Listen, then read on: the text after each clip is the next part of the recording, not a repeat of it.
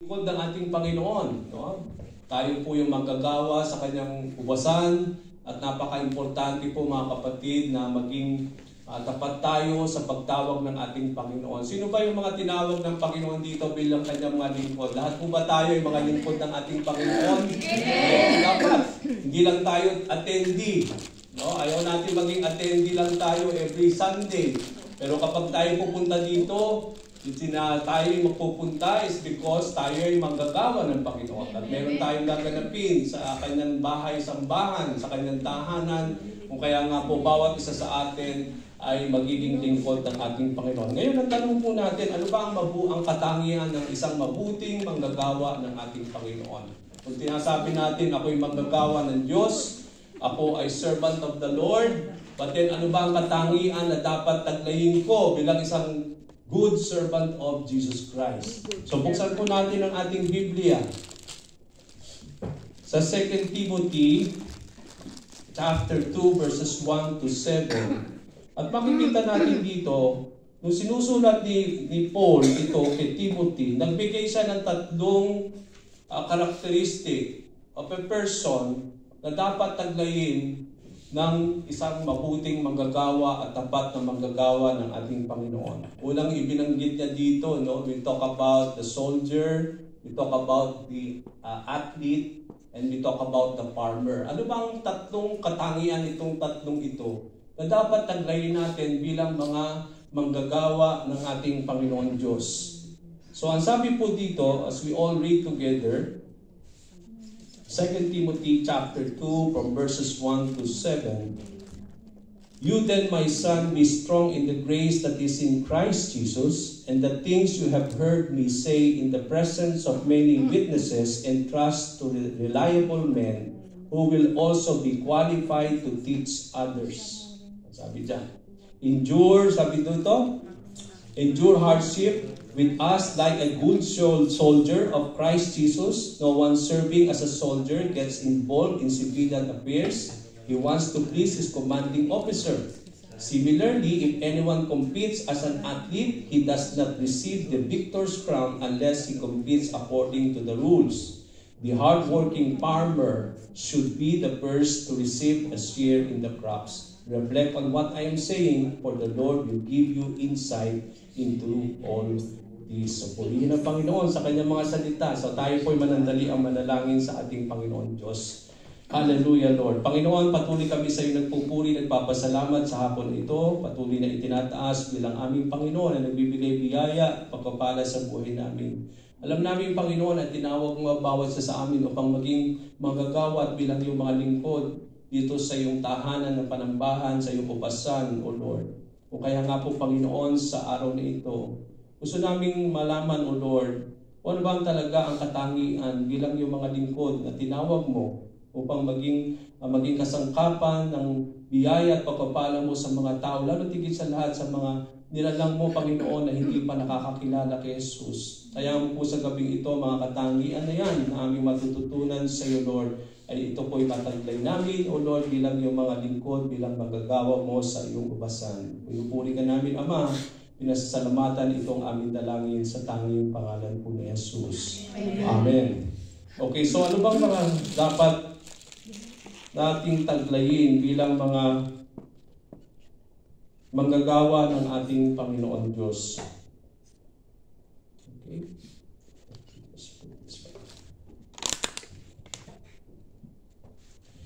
Now, kung tatanungin ko pa kayo, pagkatapos kayo naligtas ng ating Panginoon Diyos, ano bang gusto ng Panginoon na gawin na natin? Okay, na-save na tayo, di ba?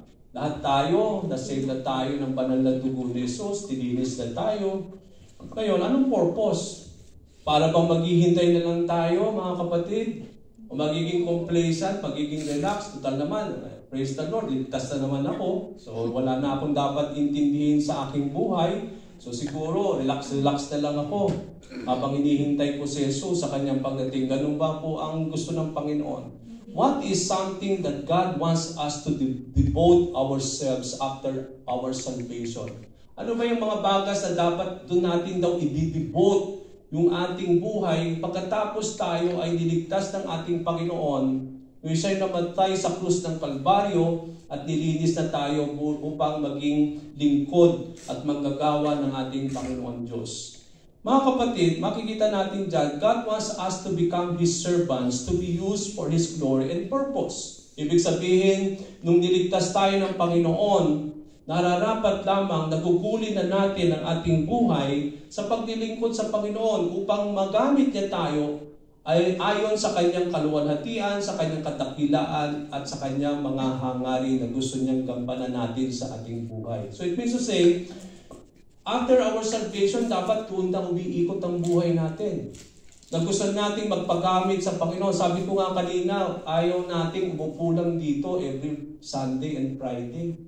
Ayaw nating attendees lang tayo. No? But we want to become workers. That we want to become people of the Lord or servants of the Lord na tinawag niya. Kaya yung kaligtasan natin, mga kapatid, is this just a stepping stone para magamit tayo patuloy ng ating Panginoon. Kasi hindi tayo pwedeng gamitin ng Diyos dahil sa ating pagkakasala. We cannot serve the Lord because of our sins. Nagkasala tayo lahat. Kaya nung tumanggap tayo sa Panginoon Jesucristo, yung salvation natin, nung lininis na tayo, kaya malaya na tayo nakakalapit sa Panginoon, nung sayo po hinugasan niya ng kanyang banal na dugo, malaya na tayo makapaglilingkod sa Kanya. Kaya yung salvation natin is just a stepping stone for another higher purpose. At yung purpose na yun ay para magamit tayo ng Panginoon Diyos sa Kanyang ubasan. At sa mga bagay na gusto ng Panginoon ganapin sa ating buhay bilang Kanyang mga lingkod. Ang katotohanan, mga kapatid, that the Lord graciously redeemed us from our sins and death should lead us to serve God in the matter He called us to do. Natatandaan yung last preaching ko sa inyo? Isn't it that we are called, we are elected by God? Di ba? Hinirang kayo. Tinawag kayo ng Panginoon Diyos. You are called according to your calling from God. Inelect kayo, sabi nga natin yung last time when I'm preaching this, hindi lang tayo hinirang nung tayo tumanggap sa Panginoon. Di ba? Sabi nga, you have been elected by God even before the foundations of the world. Upang maging banal, upang walang kapintasan, upang bakit gusto niya maging banal tayo at walang kapintasan? Para magamit tayo ng Panginoon sa kanyang upasan. Upang tuparin ang mga hangarin ng ating Panginoon Diyos. Tuparin ang mga kalooban ng Panginoon sa buhay ng bawat isa sa atin, ayon sa pagtawag niya sa atin at ayon sa paghirang niya sa atin bilang kanyang mga lingkod. So following Jesus is not only to be with Him. Maraming beses, mga kapatid, noong mga panahon na yun, kapag ang mga Hudyo nakakilala kay Jesus, gusto nilang they want to follow Jesus Christ. Okay? Just like the 12 disciples, isn't it? Nung tinawag niya sila John, sila Peter, sabi ng Panginoon Jesucristo, come and follow me. Okay, yung pagtawag natin, pagtawag ng Panginoon Diyos sa atin, is just to follow the Lord. And that's why the people in those times, gusto nilang sumunod sa Panginoon. They always want to follow the Lord. But we will come to think of this, mga kapatid, that Jesus Christ does not only want us to follow Him. Na kung saan siya nandun tayo. Nasusunod tayo. But then, it is also the aim of the purpose of the Lord is also for us to do what the Lord wants us to accomplish sa ating buhay. Tingnan niyo po yung napakagandang example nito. Sabi po sa Mark 5:15 to 20, as Jesus was getting into the boat, the man who had been demon-possessed begged to go with Him. So itong demon-possessed na ito, pinalaya ni Lord sa pagkakaalipin ng masamang espiritu. At dahil napalaya na siya sa masamang espiritu sa kanyang buhay, gusto niyang mag-follow kay Lord. He wants to be with the Lord. He wants to follow Jesus. Na kung saan nandun si Lord, dun din siya.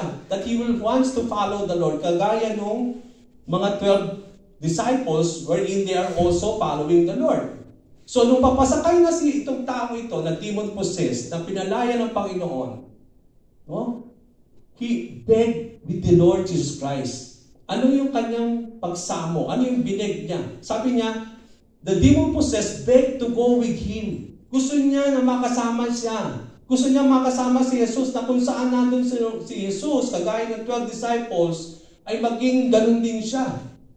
Pero ano sabi ng Panginoon sa kanya? Jesus did not let him. Although gusto ng Panginoon that we always follow the Lord in everywhere He will be, pero hindi lang po lahat tayo, we need to follow the Lord. Pero ang sabi ng Panginoon Jesus sa taong ito na pinalaya niya sa masamang espiritu, He did not let him to go with him, but rather, anong sabi niya sa taong ito? Go home to your people and tell them how much the Lord has done for you and how He had mercy on you. So anong ginawa nitong tao ito? So he went away and began to tell in Decapolis how much had done for him. At anong nangyari? And all the people were amazed. Alam natin, ang gusto natin talagang we want to follow the Lord. But hindi lang po yun ang gusto ng Panginoon sa buhay natin. Isn't it? The 12 disciples, after they followed the Lord for 3 years, isn't it? Nung tinawag sila ng Panginoon, yung ministry ng Panginoon is almost 3 years on earth, at nandun po, the disciples followed Him. But after that 3 years, ang sabi ng Panginoon, now go. He led them now to go in different parts of the world to make disciples of all nations in the name of our Lord and Savior Jesus Christ. Ganon din ang Panginoon sa buhay ng bawat isa sa atin. Although pinalaya tayo sa pagkakaalipin natin sa ating mga kasalanan, although ang desire natin, Lord, I want to follow you, I want always to be with you, pero hindi lang yun ang gusto ng Panginoon sa buhay natin. He wants us to go wherever He is sending us. Ang sabi ng Panginoon sa taong ito, pumunta ka sa iyong hometown. Ibalita mo sa Kanya ang nangyari sa iyo. Kung paano ka pinagaling ng Panginoon Diyos, of how you had given mercy by the Lord. At yun nga ang ginawa ng Panginoon. Kaya kung titingnan natin, ang hangarin ng Panginoon, bakit tayo niligtas sa ating mga pagkakaalipin sa kasalanan, ay hindi lamang for us to be with the Lord, but He wants us to go where He is sending us. Upang ibahagi natin ang magandang balita ng ating Panginoon, yung kaligtasan na dulot ng Panginoong Diyos. At ibahagi natin ano yung mga bagay na ginawa ng Diyos sa buhay natin. Kaya nga sabi dito, tell the people on your hometown what I have done for you. Kung anong ginawa ng Diyos sa buhay natin, iyon ang ibabahagi natin sa mga taong hindi pa nakakakilala sa ating Panginoon. Of how we have been given mercy by the Lord. Bawat isa sa atin, we receive mercy from God. Kinahabagan tayo ng ating Panginoon Diyos. At napaka-importante mga kapatid, na yung mga tao po na ngayon ay alipin pa rin ng mga kasalanan, ng alipin ng kung ano kabigatan na umipigil sa kanila upang sila hindi makalapit sa Panginoon, ay sila rin po ay makaranas ng hindi lamang kaligtasan, kundi freedom from all these things. Kaya napaka-importante na magpagamit tayo sa ating Panginoon. After salvation, bakit ba nagdi-discipleship tayo every Wednesday? Bakit mahalaga pa yung discipleship? Kasi yung discipleship, mga kapatid, the process of discipleship is not only to become like Christ. Yes, hinuhubog tayo sa mga lessons natin na habang nalalaman natin kung paano ba maging tagapagsunod ng ating Panginoon, ay mahubog tayo sa ating puso't isipan upang maging kamukha at kagaya ng ating Panginoon Jesucristo. Hindi lamang po yung purpose nun kung bakit nagdi-discipleship training tayo. Kung yung discipleship natin is the purpose also is not only to mold us and to follow Him, but also to prepare us for the work of service. Yun nga, training nga ang tawag natin doon. Tinitrain kayo para magamit kayo. Di ba sabi nga ni Paul kay Timothy, yung lahat ng mga bahagi na ibinahagi ko sa iyo, yung mga natutunan mo sa akin, sabi ni Paul kay Timothy, ibahagi mo rin sa mga taong marunong magturo, at yung mga tao na yun na natutunan nila, ituturo nila rin sa iba. Nagpapasalin-salin. At para ka magamit upang yun ay maibahagi mo naman sa iba, Kailangan nga, i-train ka muna. Yun yung purpose ng ating discipleship. Kaya nga kapag natutunan mo na, na-train ka na, so pwede ka na mag-train ng iba, at yung iti-train mo, kapag sila'y naging natapos sila naman mag-train. Kung mapapansin nyo, nag-multiply tayo. Yun ang discipleship. Yun ang ibig sabihin ng go and make disciples. Sabi ko nga sa inyo, gawin na nating plano ito next year. Ito, gagamitin natin plano talaga, mga kapatid. Mag-evangelize tayo. Hindi tayo, 22nd years, ganito lang bilang natin. Come to think of that, mga kapatid. Kahiyaya tayo sa Panginoon. 22 years, ito pa lang tayo. Okay, what we want to do next year, we will evangelize na. We will full blast po, mga kapatid. Kung anong bilang natin, ang tatarget natin, hindi na tayo magiging imposible. I don't want us to aim yung hindi talaga natin kayang gawin. Itong gagawin natin, isa lang. Ma-disciples natin. For next year, dumoble ito. I'm so happy na. And we thank the Lord for that. Okay? Hindi na tayo mag-i-aim na maging 4 na beses tayo sa bilang natin. If God will do that, praise the Lord. Pero kung hindi natin kakayanin, praise God, kahit isa lang, disciple natin, na maging katulad mo. Iduduplicate mo yung sarili mo sa taong i-disciple mo. Yun po yung ating aim. Kaya nga kapag tayo po ay nagdala dito ng ating mga kaibigan at sila'y nakakilala sa ating Panginoon, hindi pa tapos ang responsibilidad mo. Kasi ikaw ang nagdala sa Kanya, accountable ka. Dinala mo sila dito sa simbahan, nakakilala sila sa Panginoon. After that, nakakilala sila sa Panginoon, naka-attend ng isang beses, hindi mo na pinalo up, hindi mo na in-invite na muli. Siyempre, ikaw nang ginamit ni Lord dun eh. Kaya dapat, ikaw ang mangalaga sa Kanya. Ikaw yung tatawag sa Kanya lagi, ikukumustahin mo, i-invitein mo siya para dalhin mo siya uli dito. Kasi, ginamit ka na nga eh. No? Hindi yung iiwan natin sa area yung taong dinala natin sa Panginoon, na alam natin, napakadaling hatakin uli ng diablo sila sa Panginoon. Kaya tayong gagamitin ng Diyos. Kaya nga next year, magpupulblas tayo mga kapatid. We have to do our part, and this is now, I believe, that the Lord is preparing us. Kaya nga po, we are preparing, God is preparing you and me for the work of service. Bakit ba may mga pastor, may mga teacher, may mga evangelist sa simbahan na itinalaga ng Panginoon? Ang sabi po sa Ephesians 4:11-13, so Christ Himself gave what? Apostles, prophets, evangelists, pastors, and teachers. Bakit meron tayong ganyang 5 ministerial gifts o calling sa church? Ano ang saysay nila? Bakit ba ano bang saysay ko bilang pastor ninyo? Bilang mga guru ninyo? Ang sabi dito, ang purpose daw ng mga leaders na ito, to equip God's people for the work of service. Para i-train kayo upang magamit kayo ng pagpatuloy ng Panginoon Diyos sa Kanyang ubasan. Kaya hindi lang po ang purpose natin dito every Friday and Sunday ay sumamba sa Panginoon. Yes, this is our family gathering.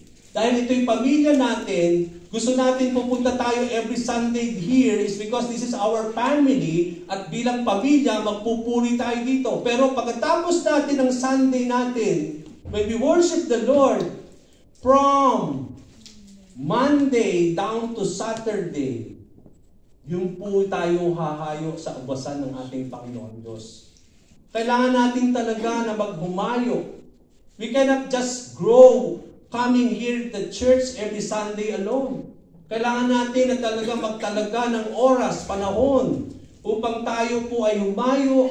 Kagaya na sabi ng Panginoon, go to your hometown, sabi doon sa pinalaya ng Panginoon. Tell to the people there what I have done for you, of how you have given mercy by the Lord. So, we are called by the Lord to train us for the work of service. Para daw itong iglesia ng Panginoon ay ma-build up, lumago. Ibig sabihin, ang sabi ni Paul dito, so that the body of Christ may be built up until we all reach the unity of faith in the knowledge of the Son of God. Ibig sabihin, pinapalagunin ng Panginoon Diyos itong iglesia na ito bilang kanyang katawan at napaka-importante for this body of the Lord to be built up para lumago. Kailangan bawat isa sa atin ay ma-equip for the work of service. Kasi kung hindi natin ititrain ng bawat isa sa atin, this body of the Lord, hindi ito lalago. Kaya nga sabi ni Paul, so that the body of Christ may be built up. Para ito ay maging isang katawan at ma-build up, lumago ang katawan ng Panginoon dito sa lugar na ito. At para lumago yan, kailangan natin na tayo po ay matrain for the work of service. Amen. Amen? So sabi nga dito, from these passages, makita natin dito, we can see how all of us are called to be good and faithful servants of the Lord. As members of the body of Christ, we have our own distinctive part dito sa katawan ni Kristo na ating iglesia, mga kapatid. Kaya nga, bawat isa sa atin ay gagamitin ng Panginoon sa katawan niya dito sa Amman, Jordan. Kung kaya nga po, kailangan natin i-devote ang ating mga sarili upang magamit po ng ating Panginoon Diyos upang ipalaganap ang magandang balita ng ating Panginoon. Not only we are called to serve Christ, but the Lord expects us to be good and faithful servants. Okay. Lahat tayo ay miyembro ng katawan ni Kristo dito sa Amman, Jordan. Now, bawat parte tayo ng katawan, meron tayong parte sa katawan ni Kristo. At bilang parte ng katawan ni Jesus, ang pagtawag niya sa atin bilang kanyang mga servants at kanyang manggagawa, we are called to become good and faithful. Mabuti at tapat na servants of the Lord. Ang sabi po sa Matthew 24, verse 45 to 46, who then is the faithful and wise servant, whom the master has put in charge of the servants in his household to give them their food at the proper time? It will be good for that servant whose masters find him doing so when he returns. Bawat isa sa ating mga kapatid, ay tinawag tayo bilang mga servant of the Lord, and there is only one master, and that is Jesus Christ. So bawat isa sa atin bilang mga servants of the Lord, kailangan daw maging faithful tayo, maging wise tayo sa mga bagay na tinawag tayo ng ating Panginoon. Hindi tayo papatay-patay, mga kapatid. Kaya nga sabi ni Jesus Christ dito, it will be good for that servant whose masters finds him doing so when he returns. We know that Jesus Christ will be returning back. Isn't it? Ang ating master, paparating niya. Ayaw niya bilang mga kanyang mga lingkod na tutulog-tulog tayo. Come to think of this. Tutulog-tulog tayo, papatay-patay tayo. At come to think kapag tayo po ay dinatnan ni Lord. Ano kay hinatnan natin bilang kanyang mga servants? No? Kaya nga sabi dito, no? So that the master will find all of us doing what He has entrusted unto us. Ayaw natin yung para pag dumating si Lord, natutulog tayo lahat doon.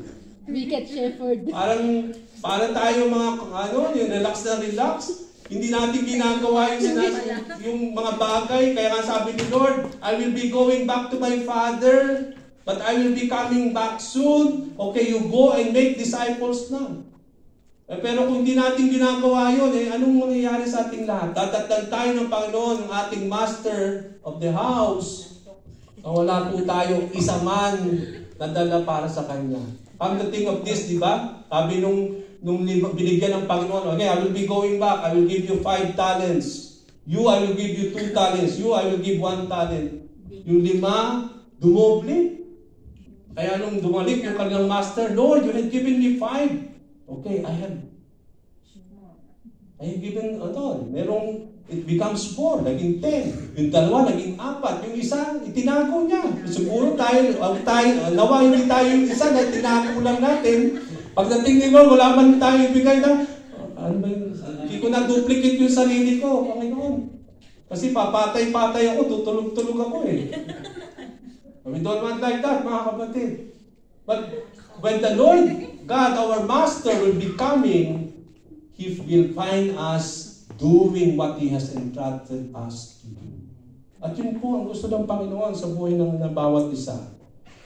As we wait upon the coming of our Lord Jesus Christ when He returns, mga kapatid, the Lord expects us to devote ourselves to the work na pinagkatiwala niya sa atin. Come to think of this, lahat kayo mga nagsisilbi sa inyong employer. Okay. Ito po, reflect nyo yung sarili nyo. No?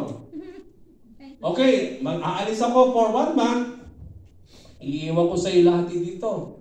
Pinagkatiwala sa inyo yung madam ninyo, yung lahat ng mga bagay na dapat gawin. Ngayon, tayo po ba ay magiging tapat doon sa mga bagay na yun? No? O kaya tutulog na lang tayo ang maghapon. Parang si Lord din yun di ba? The Lord will go and I will be coming back. May CCTV, Pastor. Okay? Sitting pretty na lang ba tayo as we wait upon Jesus Christ? No, pinagkatiwalaan tayo Maging mabuting katiwala tayo. No, maging tapat sa mga bagay na tinawag ng ating Panginoon Diyos sa buhay ng bawat isa. Kaya nga, it is good to notice how Paul painted. Dito sa ating passage, parang inilarawan ni Paul kay Timothy yung illustration for us to understand the implication of being a good servant of Christ. Ano bang dapat kong gawin para maging mabuting manggagawa ng aking Panginoong Hesukristo? In making this illustration, the apostle used 3 distinctive types of people. Yung nga, yung soldier, yung athlete, at yung farmer. Yung 3 distinctive people daw na ito, magtuturo sa atin kung ano yung katangian ng 3 ito na dapat taglayin natin at yun ang magiging katangian natin to become servants of the Lord. Okay? So yung una, makita natin dito, a soldier and his service. I don't know kung may mga asawa kayo, I don't know if we have some members in the church na ang asawa nila ay sundalo sa Pilipinas. Mahirap po talaga kung makapangasawa ka ng sundalo. Madalas, wala sila sa pamilya nito. Lalo na kung ma-assign sila sa mga lugar na lugar, okay? Napakahirap po. Pero napakaganda po sa mga sundalo. O kahit malayo sila sa pamilya, devoted sila sa kanilang trabaho. Yung kanilang service. O hindi po ganun kadali yun. Okay, kaya nga makikita natin dito, a soldier and his service. Soldiers are renowned for their undying service for their country. They are willing to die for our country, the Philippines, or for their own country. Come to think of this, no? Kung hindi nila mahal ang kanilang bansa, no? They will not really fight for the country. But they are willing to die for the country. Ganun natin makikita ang mga sundalo. At bilang mga Kristiyano, bilang Christians should be distinctive in their commitment in serving God, and this should be our identity. Ito dapat ang ating identity, maging mabuting o maging sundad. Sabi nga natin, we are soldiers of Jesus Christ. Isn't it? Soldiers give their service because of their love for their country. Same thing with Christians, we serve God because we love the Lord. Ito mga sundalo na ito, makita niyo napakaganda katangian ng mahal nila yung kanilang bansa bilang mga sundalo. At tayo bilang mga sundalo ng ating Panginoon sa Kristo, ginagawa natin ito because of our love for our Lord. Okay? So, unang natin makikita yung soldier and his service is yung kanyang dedication. Ang sabi po ni Paul, join with me in suffering like a good soldier of Christ Jesus. So, hindi lang pala kayo disciples of Jesus Christ. Hindi lang kayo mga servants of the Lord, but you are soldiers of Jesus Christ. No one serving as a soldier gets entangled in civilian affairs, but rather to please his commanding officer. Ito mga sundalo nito, meron silang commanding officer. May general, mga lieutenant, mga major, no? Anong ginagawa nito mga sundalo? They always please their commanding officer. And who is our commanding officer as soldiers of Jesus Christ? Jesus Christ, isn't it? We are soldiers of Jesus Christ, sabi dito. And that's why in our lives we need to be dedicated as soldiers of Jesus Christ. The Apostle Paul uses the dedication of the soldier in illustrating the kind of service Christians should possess. Kaya yung katangian daw ng isang sundalo ang dapat nating taglayin bilang good soldiers of Jesus Christ. Yung ganun kadedicate itong mga sundalo na ito. They are willing to die for their country kahit malayo sila sa pamilya nila. They are still devoted in doing their tasks as soldiers. Ganun din naman bilang mga soldiers of the Lord. We need to be good soldiers of Jesus Christ. Maging dedicated tayo. Hindi tayo nag-i-entangle. But our aim is always to please our commanding-in-chief. And our commanding-in-chief is Jesus Christ, isn't it? Upang ma-please natin ang ating commander-in-chief. Now, one thing that we can see about a soldier is that yung kanyang long-suffering. Join with me in suffering like a good soldier of Christ Jesus. So Paul charged Timothy to join him in suffering for the Lord and the gospel like a good soldier of the Lord. Alam natin mga kapatid, bilang mga soldiers of the Lord, o bilang mga manggagawa ng ating Panginoon, hindi po na ganun kadali. But alam natin that it's possible for us to suffer for the Lord. It is possible for us to suffer in doing the task that God has called us to do. But even though na alam natin na tayo ay magsasuffer because of what the Lord has called us to do, but that's time na kahit alam natin na tayo po ay dadanas ng iba't ibang mga pasakit sa pagtupad sa mga bagay na inutusan sa atin ng ating Panginoon Diyos, ay handa tayo even to the point to suffer in the name of the Lord. Nakita natin kay Paul. Ilang beses na napunta sa piitan. Ilang beses na nalalagay sa alanganin ng kanyang buhay. Tumigil ba siya sa pagpalalaganap ng Ebanghelyo? No. Nandun lagi na kahit nasa bingit ng kanyang kamatayan, bingit ng kanyang napupunta siya sa piitan, nandun pa rin yung dedication niya to preach the gospel. Kaya nga, ang encouragement niya kay Timothy, sabi niya, join with me in my suffering. Kasi kung tayo ay talagang sasabihin natin, yes, Lord. Kung tinawag tayo ng Panginoon and you say yes to that calling, then sinasabi mo sa Panginoon, yes, Lord, I'm willing to suffer just to do what you have called me to do.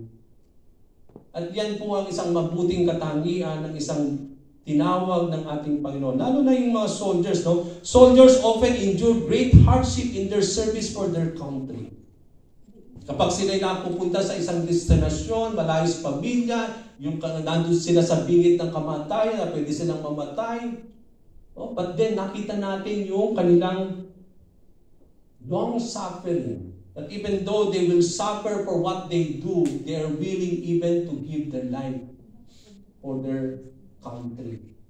Similarly, Christians should be willing to suffer hardship for the gospel of the kingdom of God. Kung tayo po ay mga soldiers of the kingdom of God, ang enemy natin ay yung mga elements of the kingdom of darkness. Kaya hindi tayo papatay-patay. Kaya nga binigyan tayo ng mga, sabi doon, yung weapons, binigyan tayo ng armor, di ba? The armor of God, the breastplate of righteousness, yung belt of truth, the sword of the Spirit, meron tayong shield of faith, meron tayong helmet of salvation, binigyan tayo ng sandals of bringing the gospel of peace. So handa tayo, mga kapatid, para lumaban upang sa pagtupad bilang mga sundalo ng ating Panginoon, binigyan tayo ng baluti dahil hindi po madali.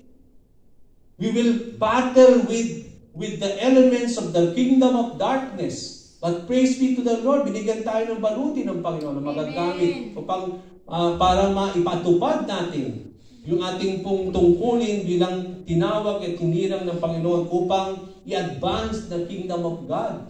And as soldiers of the Lord, we need to ready to suffer for the Lord. Amen. Ang sabi po ng Panginoon sa 2 Timothy 1:8 and 9, so do not be ashamed to testify about the Lord, or ashamed of me, His prisoner, but join with me in suffering for the gospel by the power of God, who has saved us and called us to a holy life, not because of anything we have done, but because of His own purpose and grace. Niligtas tayo ng Panginoon according to His grace. He has called us to live holy life. Okay? And He has done all these things because, for what? For our own good? No. For His purpose and grace. So bawat isa sa atin, kaya nga ang encouragement ng Panginoon sa bawat isa sa atin, kagaya ng encouragement ni Paul kay Timothy, join with me in the suffering for the Lord. Ibig sabihin, when we do the task of preaching the gospel, making disciples, we are saying to ourselves, saying to the Lord, Lord, I'm willing to suffer for this gospel. Na anuman po ang aking tatahakin sa pagtupad sa kalooban ng Panginoon as you preach the gospel, we are ready to suffer in the name of the Lord. And that's what we are saying here. Kaya nga, isang napakagandang katangian ng isang manggagawa of a servant of the Lord, yung long suffering. Yung hindi tayo, madali tayong nag-give up sa buhay lang natin, kung hindi tayo magiging matagumpay sa mga problema, mga pasakit natin, and paano pa kung yung mga problema na tatahakin natin, mga balakid sa pagtupad sa kalooban ng Panginoon. Dapat sa ating buhay, marunong tayong mag-endure ng mga pinagdadaanan natin sa ating buhay. Kasi kung hindi, sa sarili mo lang, hindi mo ma-endure yung problema mo, mga pasakit mo, paano pa i-enjoy yung mga pasakit at suffering sa harapin mo, kung tutuparin mo yung mga bagay na tinawag sa iyo ng Panginoon? Kung ikaw mismo, hindi ka nagiging matagumpay to overcome yung mga bagay na pumipigil sa ating Panginoon, sa mga pagtupad sa Panginoon. Alam niyo po ba, sometimes ginagamit ng diablo yung ating mga pinagdadaanan sa buhay natin upang hindi maganap yung mga bagay na gusto ng Panginoon. Sometimes, yung problema, mga trials natin, yan ang pumipigil sa atin to do what the Lord wants us to do. But then we need to overcome them so that we are able to do the task that God has given us. Second quality ng isang soldier is that they are willing to suffer for their land. Saan man sila padala, they are willing to suffer for their love for their country. At yun din ang gusto natin. We are willing to suffer because of our love for the Lord. Pangalawang katangian ng isang soldier, ano po? Focus siya. Kasi kung di siya mapopokus, madali siya mapatay doon. Kung dagang gera, di ba? Kung hindi ka focus sa sa utos ng commanding officer mo, ay talagang hindi ka babalik sa pamilya mo. Baka babalik ka bangkay na. So focus sila sa pagtupad ng mission na. Kapag pinadala sila sa lugar, i-brief sila, nandun yung mission nila. Kaya nga papadala sila doon dahil may mission sila doon. At kung hindi ka magiging focus sa mission mo, kung pinadala ang mga sundalo, ay magiging kawawa lang po sila. When they will become posos. Kaya nga sabi dito, no one serving as a soldier gets entangled with civilian affairs. They are focused on their task. Hindi nila hinahaluan ng kung ano-ano yung kanilang mission. Kasi kapag hahaluan nila yung mission nila ng mga kung anong bagay, then hindi sila mapopokus sa mission na yun. Kapag nasa gera ka, aalalahanin mo yung problema ng asawa mo, problemahin mo yung nangyayari sa pamilya mo, ay talagang hindi ka talaga makaka-focus sa mission mo. Kaya nga sabi dito, no one serving as a soldier gets entangled with civilian affairs. Ano sinasabi ng Panginoon? When you are become soldiers of the kingdom of God, hindi ka na-entangle ng mga mundo. Okay? Sometimes, kaya tayo hindi nakaka-focus dun sa mission natin as soldiers of Christ kasi very entangled tayo dun sa mga patterns of this world. Na nai-impluwensyahan tayo. Isn't it? Nai-apektuhan tayo. Kasi hinahayaan natin, ma-entangle tayo sa mga affairs dito sa mundo. Kapag ganoon, hindi tayo makapag-focus sa ating mission bilang mga sundalo ng ating Panginoon upang i-advance ang kingdom of God, upang ibahagi ang salita ng ating Panginoon. Kailangan natin mag-focus. Hindi natin hinahayaan yung mga bagay sa paligid natin, ang pipigil sa atin, mag-i-influensya sa atin upang tayo ay gambalain o pigilan sa mga bagay na dapat nating gawin. Soldiers are concentrated and focused on their job. Their survival and accomplishment of their mission is based on how they are focused on their service. Yung ating mission po is the mission that we have received from the Lord. Kinumission na tayo. Go! And therefore, I sent you. Go and make disciples of all nations, baptizing them in the name of the Father, the Son, of the Holy Spirit. Yan ang mission natin. Kinumisyon na tayo ng ating Panginoon. Yung success, yung accomplishment na yan, nakasalalay kung paano tayo focus dun sa mission na yan na gusto ng Panginoon ganapin sa atin. Pero kung hindi tayo focus sa pagtupad niyan, talagang magiging relax lang tayo, magiging pleasant tayo. Wala tayong heart for the lost soul. Hindi tayo talaga makakagawa ng mga disciples of the Lord if we are not really focused on what we have been commissioned already by the Lord. We have already been sent. Go now, sabi ng Panginoon. Pinahahayo na tayo ng Panginoon sa mission natin, on the mission field. But then, kung hindi natin dito pa rin yung mission na yan, then magiging walang kasaysayan yung pagsisend sa atin ng ating Panginoon. Christians should be focused on their service to God and be careful not to be entangled in the affairs of this world. Hindi dapat tayo na i-entangle ng mga bagay dito sa lupa, itong mundong ito na pumipigil sa atin upang tuparin yung misyon kung saan tayo ipinahayo na ng ating Panginoon Diyos. We should not be distracted by them. Pero ang problema, nadidistract tayo lagi sa mission natin kasi ang daming bumahatak sa atin dito sa mundong ito. Sometimes yung time na dapat i-devote natin sa pagtupag ng mission natin, ginugugol natin sa mga walang kabuluhang bagay. But then, dapat maging focus tayo. Ang sabi ng Panginoon, tingnan po, Luke 9:62. No one who puts his hand to the plow and looks back is fit for the service of the kingdom of God. Para kang magsasaka, yung hand mo nandun sa okay? Yung pagpo-flow, pati nakatingin ka sa likod. So paano, pwede bang ganon? Hindi pwede, hindi mo magagawa. Kasi hindi ka nakatingin sa gagawin mo nasa likod yung tingin mo So kahit nandun yung hand mo, sa gusto mong gawin, pero kung hindi ka focus sa gagawin mo noon, madidistract ka, it will not accomplish. Ang sabi ng Panginoon, you are not fit for the kingdom of God kapag ganyan tayo. Dapat, pag binigyan natin, inawakan natin yan, focus tayo para matupad natin yung mga bagay na gusto ng Panginoon na ganapin natin sa ating buhay. Okay? Sabi doon, no one who puts his hand on the flow and looks back is fit for the kingdom of God. He wants us to be focused dun sa mga bagay na pinagkatiwala sa ating Panginoon. Third, nakatangian ng isang soldier. Hindi lang long suffering siya, nandun yung kanyang, sabi nga natin, yung focus siya sa mission niya, but they are so devoted to please their commanding officer. Tayo ang commanding officer natin si Jesus Christ. You don't please yourself. You don't please other people. You please your commander-in-chief. And that is Jesus Christ. Kaya nga tayo, maging devoted tayo para ma-please natin si Lord. Hindi natin piniplease ang tao. Hindi niyo ako piniplease, mga kapatid. You don't please me on what you do in this church. Everything that we do, even what I'm doing, I want to please God. I don't want to please you. I want to please the Lord, whatever I'm doing in my life.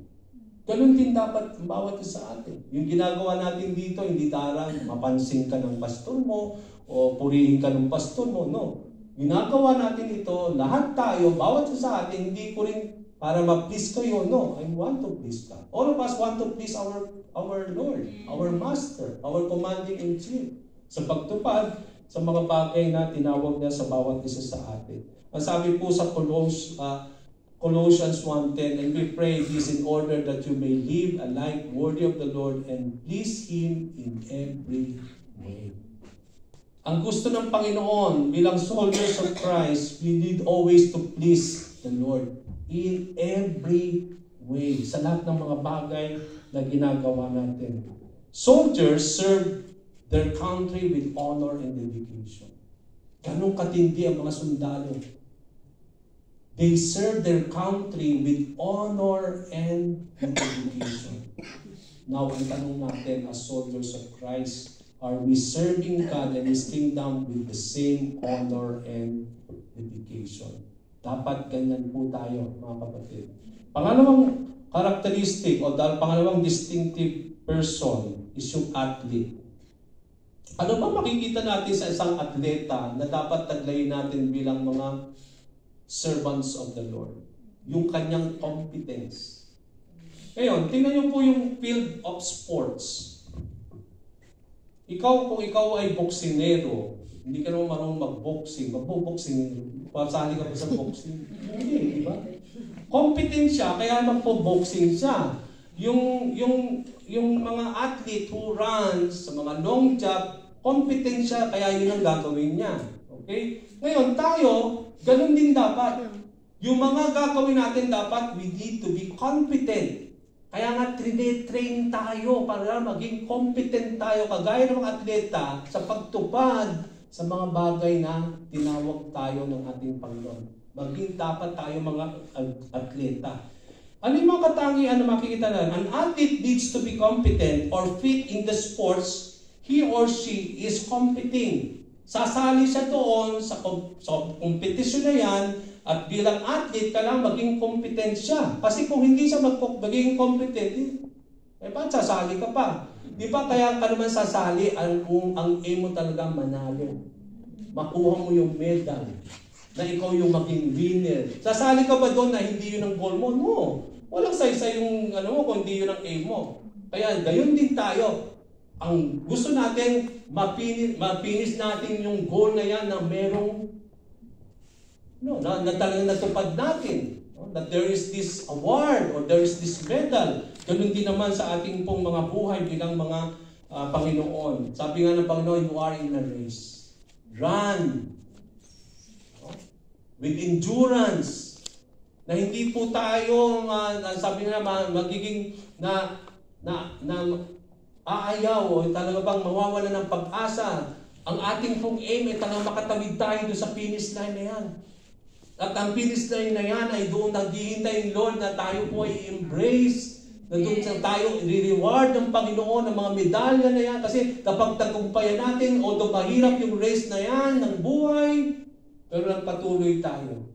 Kasi we are athletes. We have been put by the Lord in the race. So, kailangan natin tapusin po yung race na yan, mga kapatid. We need to train and equip ourselves to become servants of the Lord. Now, ano bang makikita natin na katangian ng isang athlete? Yung kanyang disiplina. Hindi siya kumakain ng mga, di ba, dahil gusto niyang fit yung katawan niya, they are always after their food. Disiplina siya, hindi siya yung talagang nagpupuyat, hindi siya yung kumakain ng mga bagay na talagang hindi kagaganda ng kanyang pangatawan. So makikita niyo yung atleta talagang they are so disciplined in everything. Hindi nila talagang hayaan na yung kanilang katawan kasi doon nakasalalay yung kanilang competence. In the sports that they are doing, kaya talagang pinapahalagan nila yung katawan. Natutulog ng maaga, di ba? They look unto their bodies. Similarly, if anyone competes as an athlete, he does not receive the victor's crown unless he competes according to the rules. Okay, so ang unang-una na natin makikita is ang atleta, he always obey the rules of the sports or the game. Kasi kung hindi siya mag-obey, madi-disqualify siya dun sa kanyang sports or kanyang sasalihin na competence. Kaya ang isang katangian ng isang athlete, he know how to compete according to the rules. Okay? So ang dapat, unang-unang makikita natin sa mga atleta, they know how to obey the rules. They are obedient according to the rules. At anong sinasabi na yan? Athletes understand the need to abide by the rules. If they want to win, kailangan mag-abide sila sa rule. Kasi kung hindi sila mag-abide sa rule, they can be disqualified. So wala ka ng aim to win yung sports mo, yung game mo. Kaya kailangan mo, dahil gusto mong manalo, kailangan mag-obey ka sa rules. Kasi kung hindi ka susunod, then you will be disqualified. So similarly with our lives as believers in the Lord, Christians under any obligation should abide by the rules and be obedient to what the Lord is telling them to do. Sabi nga, obedience is better than Sacrifice. Your obedience to the Lord is so important. We follow the rules. We don't disobey. Okay? And we must be what? We must be doers of the word, not only hearers of the word. Kaya nga sabi ng Panginoon, why do you call me Lord, Lord, and you do not do what I say? You don't follow the rules. You don't follow what I'm saying. So hindi tayo pwede magiging atleta. Or we cannot really be servants of the Lord. It will not be a good athlete who knows how to follow the rules so that he may win the race or win yung sports or whatever game that sinalihan niya. So, hindi pwede sa atin. Yun ang problema natin mga kapatid. That in our lives, as servants of the Lord, we call always Jesus Christ as our Master, Lord, Lord. But we don't do what He says. Ang sabi ng Panginoon, why do you call me Lord, Lord, and you are not doing what I'm telling you to do? We cannot say Lord to Jesus Christ kung hindi tayo marunong mag-obey sa Master natin. And we cannot also become servants of the Lord. But because you say to yourself, I am a servant of God, a servant of Christ, then you are simply saying to yourself, to the Lord, I am able to obey my Master. Yun ang ibig sabihin nun. Kaya nga, pag sinabi natin, Lord, Lord, ang sinasabi mo sa Panginoon, marunong kang tumupad. Kaya hindi mo siya pwedeng tawaging Lord, Panginoon, kung hindi tayo marunong magtupad sa ating pong mga bagay na. So, as an athlete, he is always obey, he is willing always to obey the rules. Same thing. Yung katangian na yan, we should always obey whatever commandment that the Lord has given us as His people. Pangalawa makikita natin doon, yung nga yung disiplina, self-control ng isang athlete. He competes according to the rules. So, ibig sabihin, athletes know that ultimate victory required great self-control. Because gusto nilang manalo, gusto nilang magkaroon ng medalya. Talagang kailangan i-control ang lahat ng mga bagay, magkaroon ng disiplina sa lahat ng bagay. Kasi kung hindi nila i-disiplina ang kanilang sarili, yung kanilang pangangatawan, come to think of this, sasali ka sa ganong games or sports, but hindi mo naman pinahalaga ng katawan mo, hindi ka natulog, hindi ka nagpalakas, hindi mo wala kang halaga o hindi mo binabigyan ng halagahan yung kinakain mo, then how do you think this athlete will win the sports kung hindi naman siya nagiging disiplina o kinokontrol yung kanyang sarili sa mga bagay upang sabi nga natin, manalo siya dun sa kanyang sports, no? So, Christians exercise self-control to strive for an imperishable crown and not to be disqualified. Ganun din tayo. Ayaw natin ma-disqualified tayo na talagang, sabi nga natin, that ang aim natin ay mapagtagumpayan natin itong pagtakbo natin bilang mga magagawa ng ating Panginoon, that we are able to reach our final goal. And on that time wherein we will receive the crowns that is awaiting us. Sabi nga, no? Kaya nga sabi po sa 1 Corinthians 9:24, do you not know that in a race all runners run, but only one gets the prize? Run in such a way as to get the prize. Everyone who competes in the games goes into strict training. Diba? Yung mga atleta, kapag magko-compete sila, talagang strict yung training nila. Nandun yung self-control, no? Yung disiplina nila. Kailangan nilang matinding strict training. They do it to get a crown. Bakit nila kailangan is nandun yung kanilang training, matinding training, yung kanilang discipline. It's because, ang sabi doon, they want to get the crown. No? They want to win. Similarly in our lives, ganun din daw tayo when we have been put by the Lord dito sa race na ito. We don't want to be disqualified. But they do it to get the crown that will not last, but we do it to get the crown that will last forever. Ang kaibahan lang natin sa ating athlete, sa isang atleta, although we can consider the same thing, is that yung kanilang prize will not last. Pero tayo po, sa ating pagtakbo sa Panginoon, yung crown na ibibigay sa atin will last forever. Therefore, I do not run like a man running aimlessly. I do not fight like a man beating the air. Kaya nga, if we are being put by the Lord in this race, kailangan natin talagang mag-run. Focus, sabi natin. Na talagang we don't fight like a man beating the air. But we need to be focused on what the Lord has called us to do so that we may able to get the crown that is awaiting us on that time kapag tayo po natapos natin itong mga bagay nito as what the Lord has told us. So ang tanong natin, athletes compete in different sports with self-discipline. Napaka-importante po yung discipline, yung self-control. Yan ang isa sa mga fruit of the Holy Spirit in our lives. But then ang tanong, are we also self-disciplined in your service to God? Kailangan disiplina tayo, mga kapatid, sa paglilingkod sa Panginoon. Kasi kung hindi tayo self-disciplined sa paglilingkod sa Panginoon, we will not be focused on the things that we need to do as servants of the Lord. Last, makita natin yung farmer and his share of the crown. Ano po ang napakaganda sa isang farmer? Kapag anihan, siya ang unang tatamasa ng kanyang paghihirap.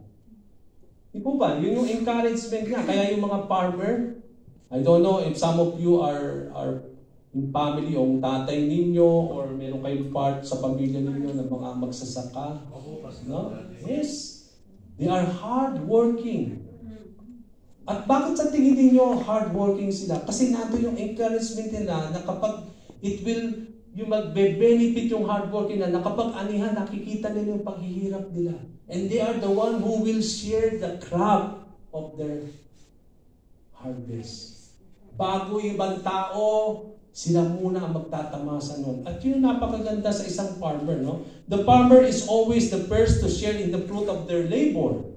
They will be highly compensated in their work that they sow. They will also reap the harvest of the crops they planted.